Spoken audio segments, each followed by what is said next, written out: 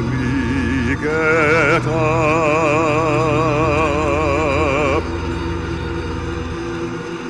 quietly lie down,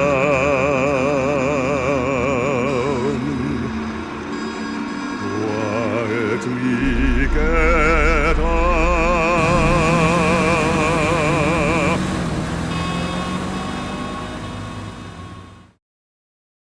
This, for the most part, is a sculpture exhibition, but this room is a starting point in that way, is in the way that the text leads to the narrative objects. This is kind of the head of the exhibition. I mean, this is the narrative, you know, in the same way that the the film is the narrative that's at the center of this body of work.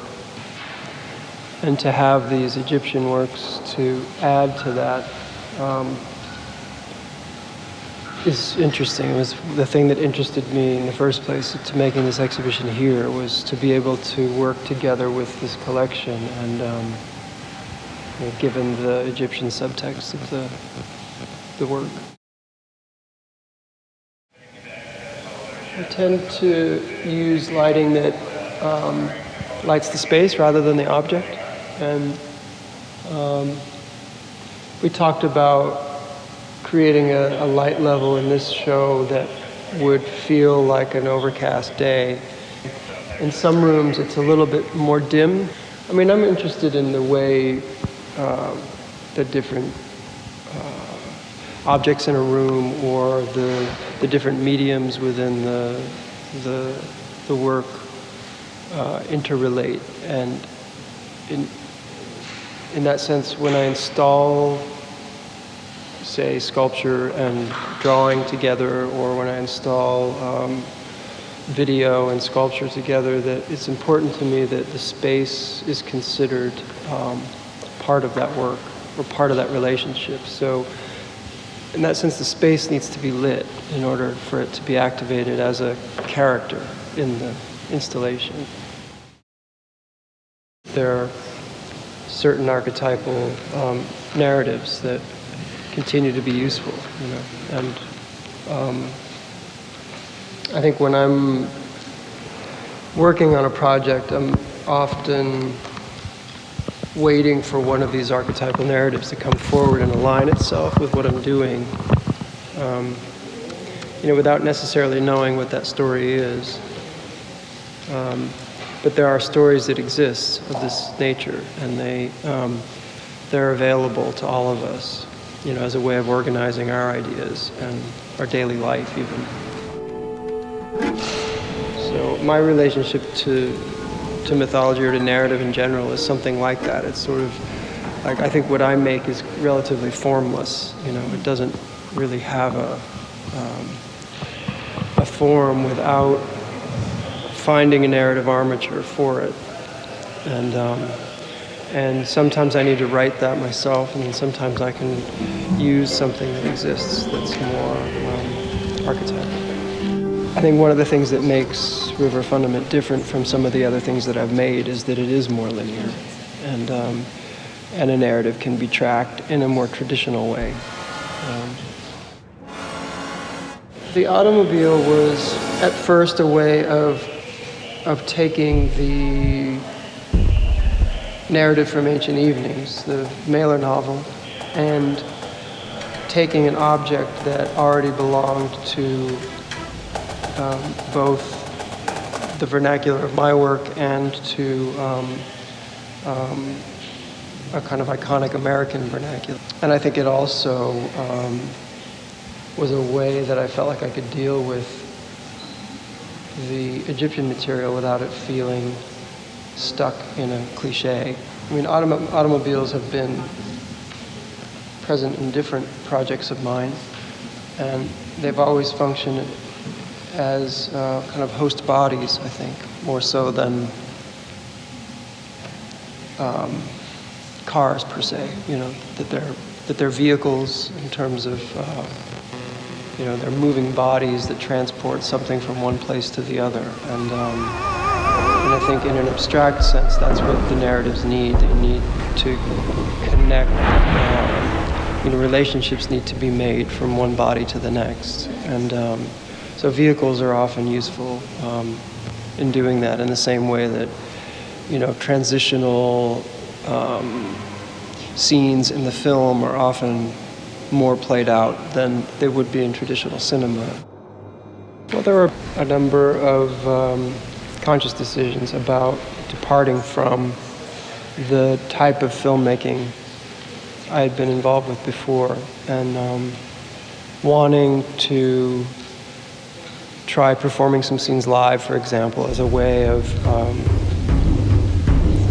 moving away from the kind of artificiality that the Cremaster cycle had, for example. This was a very different proposal to set something in a very real context, to invite witnesses to see the narrative be told. What we ended up with is more of a hybrid between performance documentation and cinema, but the initial intent was to really change up the sensibility, and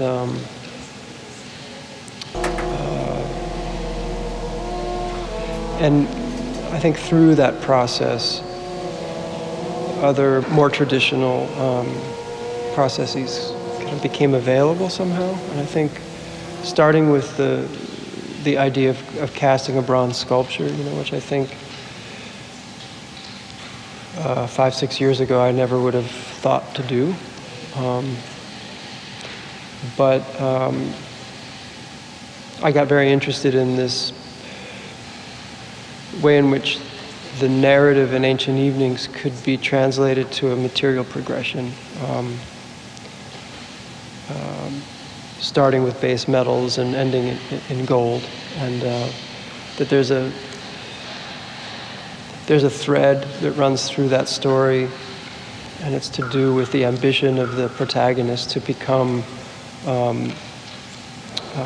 godlike, or to have everlasting life, like the pharaohs are given.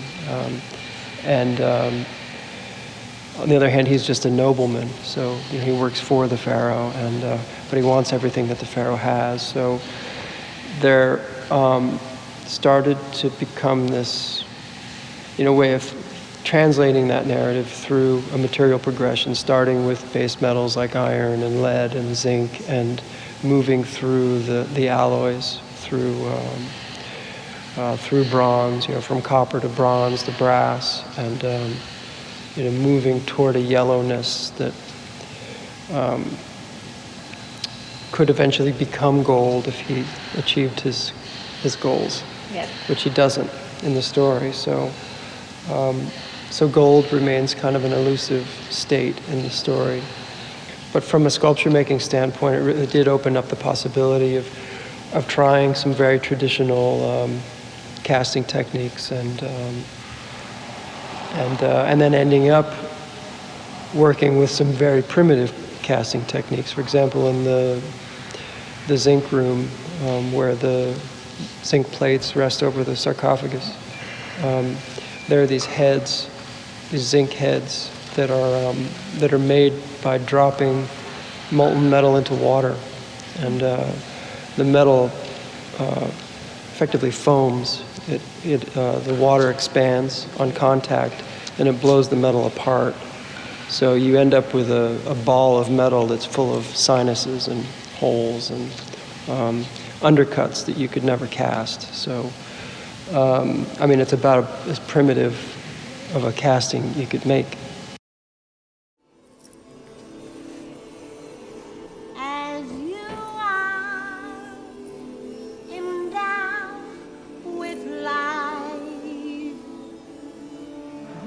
I don't think either Jonathan nor I are comfortable calling this piece an opera, but I think it is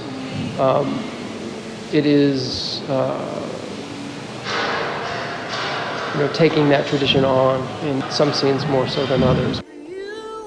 He and I have worked together for quite a long time. We did the Cremaster films together, and those pieces were made in a different way. I mean, they were somewhere between being traditionally scored and,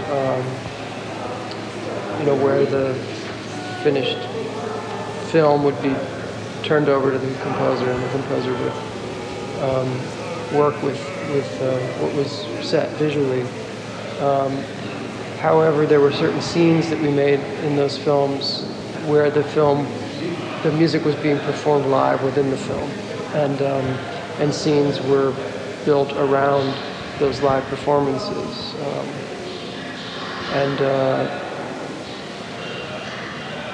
That's something that I think interested both of us over those years, and it's something we always talked about taking further.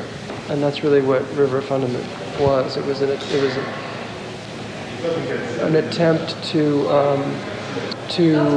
take on the form of opera and to further an experiment really that we had started some years ago.